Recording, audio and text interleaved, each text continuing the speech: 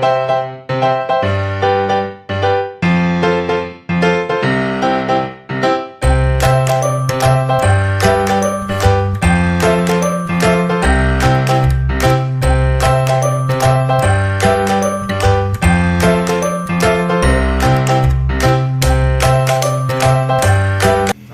warahmatullahi wabarakatuh. Waalaikumsalam warahmatullahi wabarakatuh.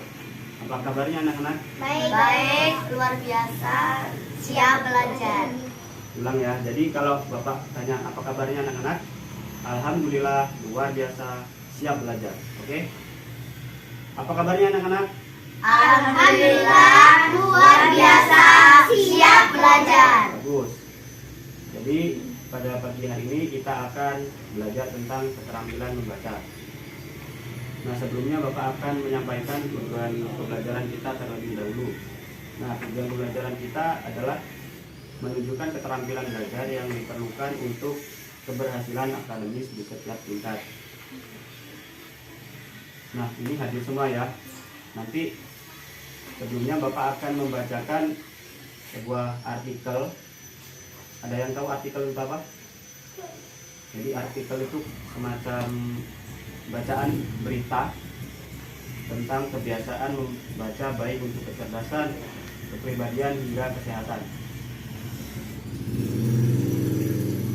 Oke, jadi akan Bapak bacakan terlebih dahulu ya. Kalian dengarkan baik-baik. Kebiasaan membaca baik untuk kecerdasan, kepribadian hingga kesehatan. Angka minat membaca di Indonesia masih sangat rendah. Terbukti dari penelitian hanya 1 dari 1000 orang di Indonesia yang memiliki minat baca serius. Padahal membaca memiliki banyak manfaat, terutama bila dibiasakan sejak kecil. Bukan hanya untuk perkembangan kecerdasan, namun juga untuk kepribadian dan kesehatan mereka.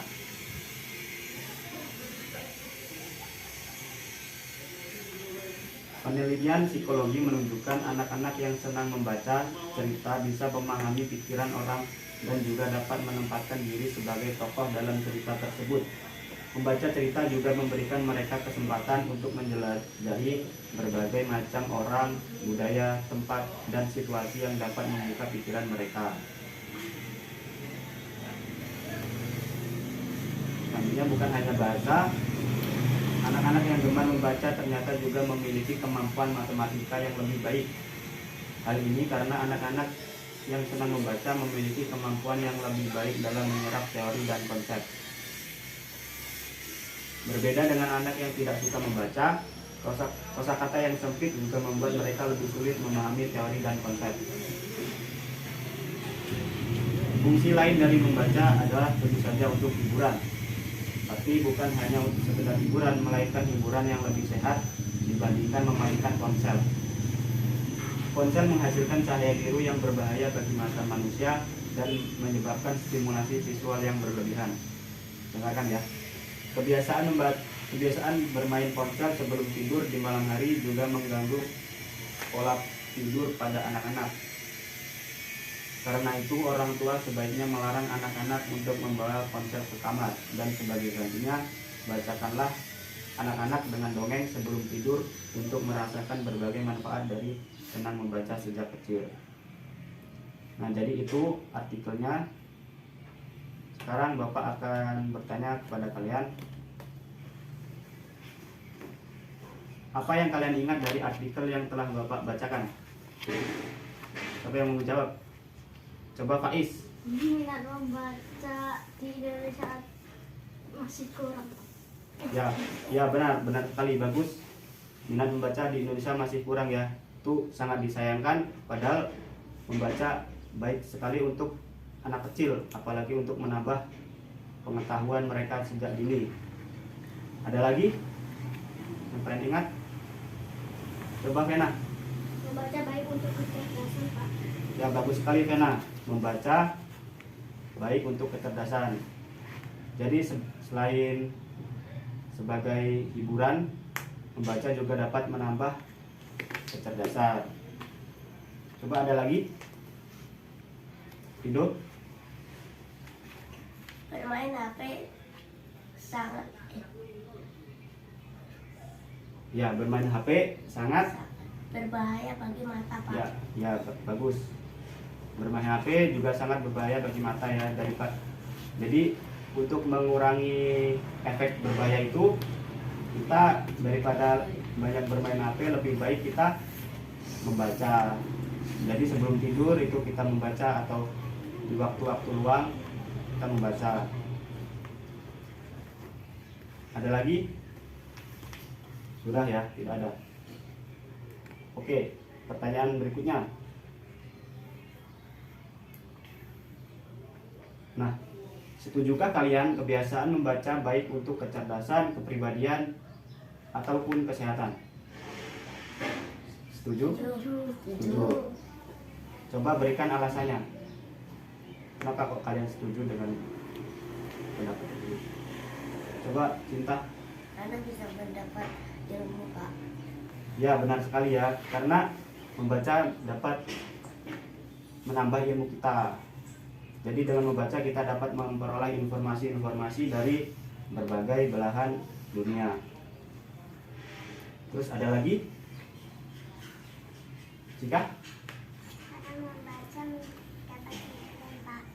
Ya, selain untuk menambah pengetahuan, membaca juga dapat menjadi hiburan buat kita. Contohnya kita membaca dongeng atau membaca pantun, itu kan dapat menjadi hiburan buat kita. Apalagi sebelum tidur itu kan biasanya kita dibacakan dongeng oleh orang tua kita. Terus pertanyaan yang berikutnya,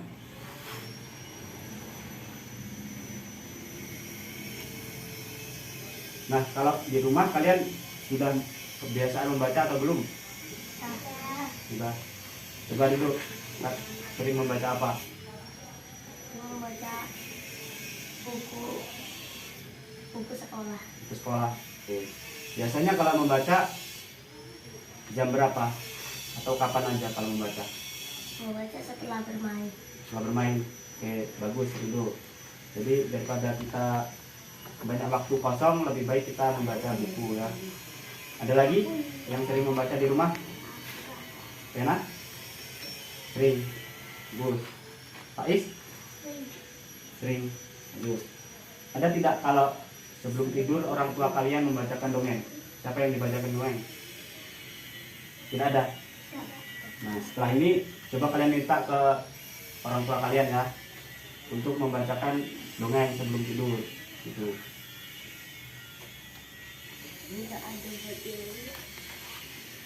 Nah, terus yang terakhir, apa yang harus kalian lakukan untuk meningkatkan keterampilan membaca kalian? Coba, mungkin apa saja yang dapat meningkatkan keterampilan membaca kalian? Coba Ridho. Sering-sering membaca. Ya bagus, sering-sering membaca.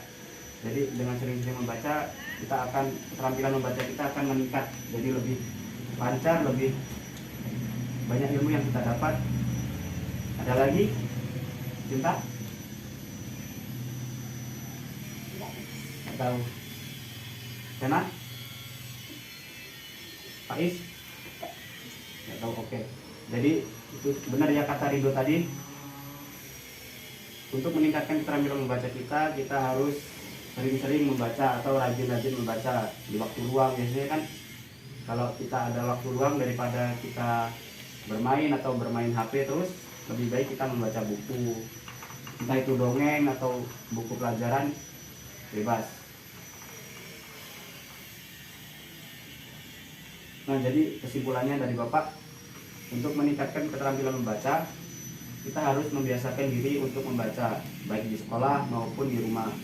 Karena keterampilan membaca itu sangat penting untuk meningkatkan kecerdasan, bukan hanya kecerdasan akademis, tapi juga untuk kecerdasan kepribadian dan juga untuk meningkatkan kesehatan. Itu mungkin itu saja ya pembelajaran kita pada pagi hari ini. Sebelum kita mengakhiri pembelajaran kita pada pagi hari ini, alangkah baiknya kita berdoa terlebih dahulu. Siapa yang ingin memimpin doa? Pak Is, silakan memimpin doa Pak Is. Doa dulu. A'udzu billahi minasyaitonir rajim. Bismillahirrahmanirrahim. Wal asri innal insana lafi khusrin illa alladziina aamanu wa 'amilus sholihati wa tawassaw bil haqqi wa tawassaw bis sabri. Sadaqallahul adzim. Terima kasih Pak Is. Jadi itu saja ya pembelajaran kita pada pagi hari ini. Pesan Bapak, tetap kita harus rajin-rajin membaca, dan juga terakhir tetap patuhi protokol kesehatan karena sekarang lagi musim pandemi. Jaga kesehatan. Mungkin itu saja Bapak akhiri. Assalamualaikum warahmatullahi wabarakatuh. Waalaikumsalam warahmatullahi wabarakatuh.